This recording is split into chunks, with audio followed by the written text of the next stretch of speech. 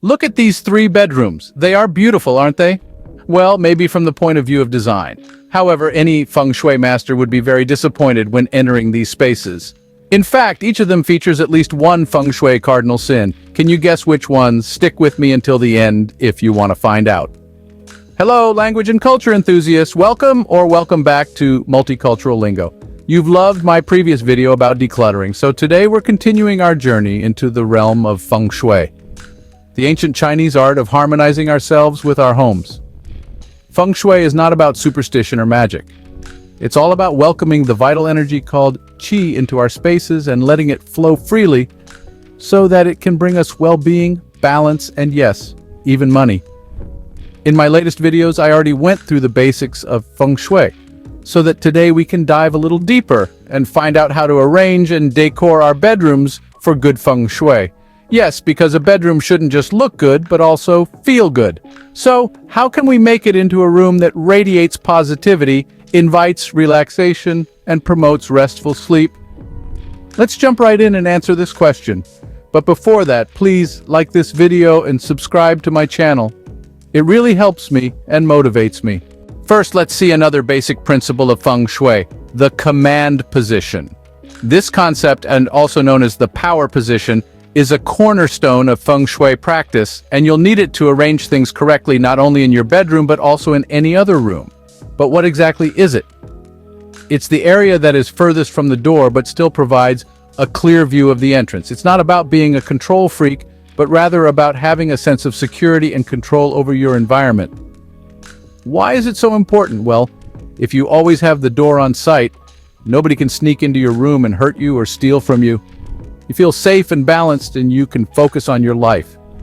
It's about having a clear perspective and being prepared for whatever comes your way. In Feng Shui, this position is believed to influence the energy flow in your space, impacting your well-being and life outcomes. Now, every room has its own command position. By placing your important furniture pieces like your bed, desk, or sofa in these spots, you can harness this powerful energy to improve your life. Now that we understand the command position, let's see how we can apply this to arranging our bedroom. The bed is the most important piece of furniture in your bedroom, and its placement can greatly affect your energy. There are a lot of rules, so get ready to dive into the specifics of arranging the bed in your bedroom. Rule number 1, probably the most important one: you don't want a door to open onto your bed. However, in many cases you have no choice, and that's totally okay. Place your bed in a spot where you can see the door but aren't directly in line with it. Your bed cannot face directly the door because that's how in the old days people used to carry out from the house to people, feet first. Rule number 2. It's important to have a solid wall behind your bed. This gives you a sense of support and stability while you sleep. Avoid placing your headboard onto or under a window or in front of a window. If it's inevitable, at least use curtains to close it, otherwise you won't be able to sleep well. Rule number 3. Symmetry is important. If possible, never place the bed against a wall. The bed should always be approachable from both sides. This not only makes the bed more inviting, but also encourages balance for those who sleep in the bed. Rule number 4. You never want to have your headboard be against a wall, where on the other side is the bathroom. That's because every time you flush your toilet or drain the water from the sink, you're also draining your qi energy. Rule number 5. You also don't want lights hanging down over your bed, because Feng Shui believes that your body can feel the pressure and you'll get sick. The same applies to ceiling beams and any other objects protruding from the ceiling over you when you sleep. One last thing.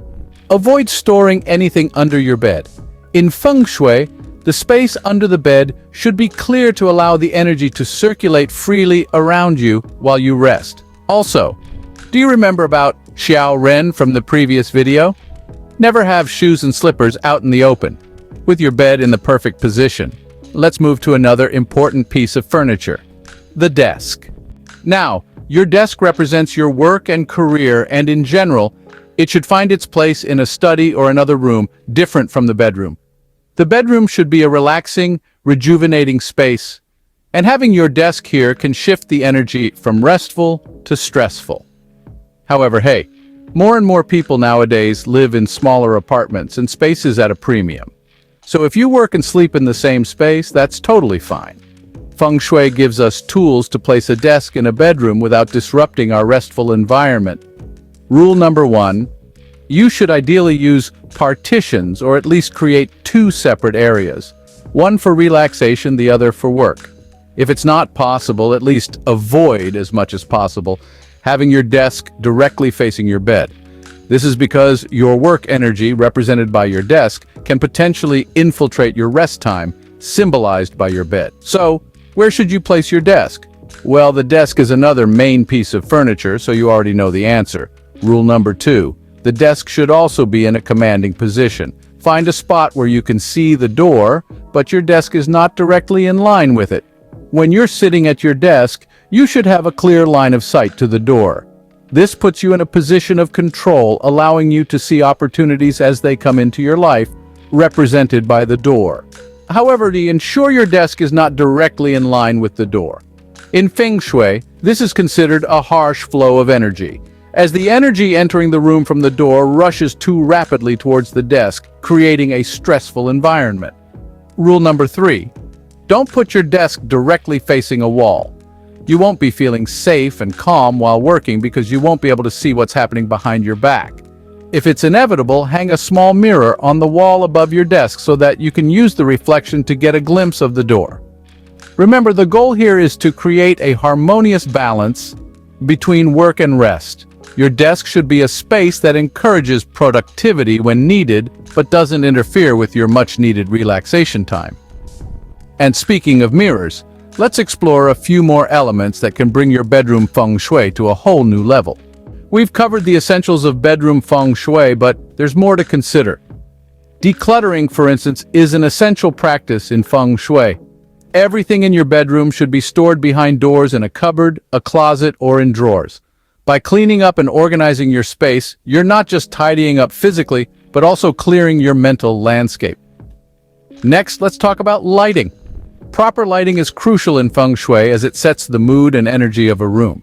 In your bedroom, opt for soft, warm lighting to create a calm and relaxing atmosphere. Avoid harsh, bright lights that can disrupt your sleep and overall tranquility. Just like the door, you should never have a mirror directly facing your bed. The only situation when this is allowed is when your bed is not in a command position and you can use the reflection to see the door. Last but not least, have you ever thought about the colors in your bedroom? In Feng Shui, calming colors like blues, greens, and pastels are highly recommended. These hues are believed to promote relaxation, healing, and tranquility. So consider incorporating these colors into your bedroom decor, textiles, and artwork. Now let's go back to the beginning of this video. Which are the Feng Shui mistakes in these 3 pictures? Here they are.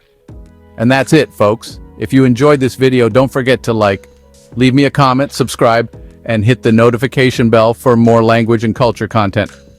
Now go and rearrange your bedroom. Thanks for watching.